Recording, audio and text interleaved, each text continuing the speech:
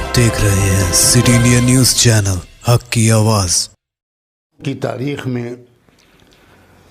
ऐसे बहुत से मोड़ आते हैं जिसमें कौमों को हिम्मत के साथ जुल्म के ख़ात्मे के लिए और सारे ही इंसानों को और देशवासियों को इंसाफ दिलाने के लिए मैदान में उतरना पड़ता है और हिम्मत करनी पड़ती है। ऐसा ही एक लम्हा, ऐसा ही एक मौका हमारे मुल्क की तारीख़ में आ चुका है। ये जो कानून इस वक्त एक तो कानून की शक्ल इख्तियार कर चुका है, बिल पास हो चुका और अब वो सिटीजनशिप अमेंडमेंट एक्ट बन गया, और दो दूसरे और कानून हैं NPR और NRC। जो लोग भी इन कानूनों की तफसीलात से वाकिफ़ हैं उनको इसमें कोई शक नहीं है कि ये शहरियों के बुनियादी हुकूक़ पर हमला है, ये भारत के दस्तूर पर हमला है और भारत को एक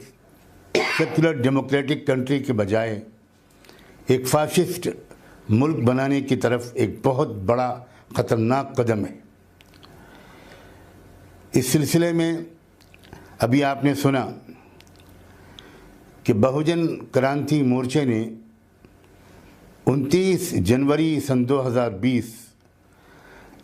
इसको भारत बंद का ऐलान किया है। जमहूरी तरीक़ों पर आवाम का अपनी राय का इजहार करने का यही एक तरीक़ा होता है जो पुरअमन तरीक़े पर कॉन्स्टिट्यूशनल नॉर्म्स को फॉलो करते हुए हर तरह की हिंसा से बिल्कुल बचते हुए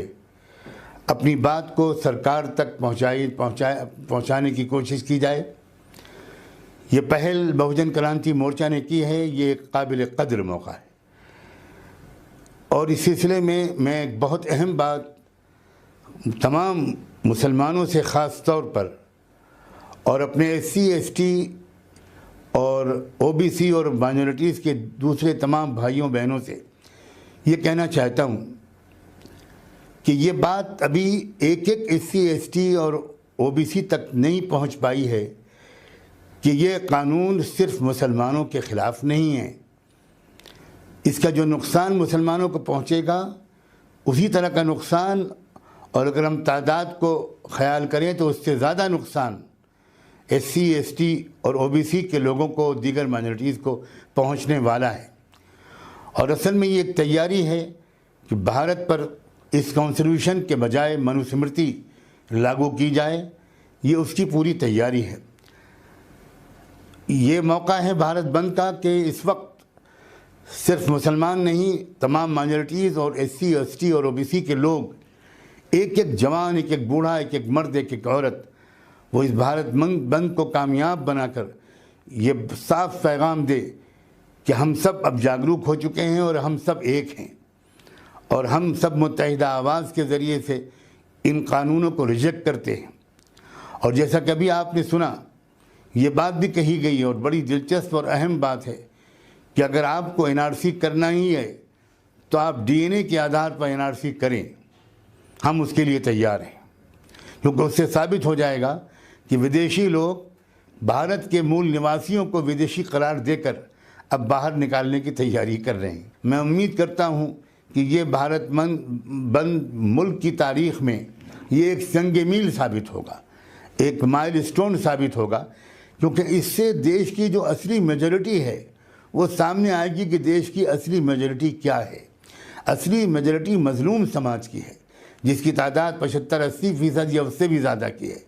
उनको इकट्ठा करने का ये बेहतरीन मौका है और हो सकता है कि यहाँ से हमारा मुल्क का सफ़र एक बेहतर रुख की तरफ एक नई रफ्तार के साथ शुरू हो।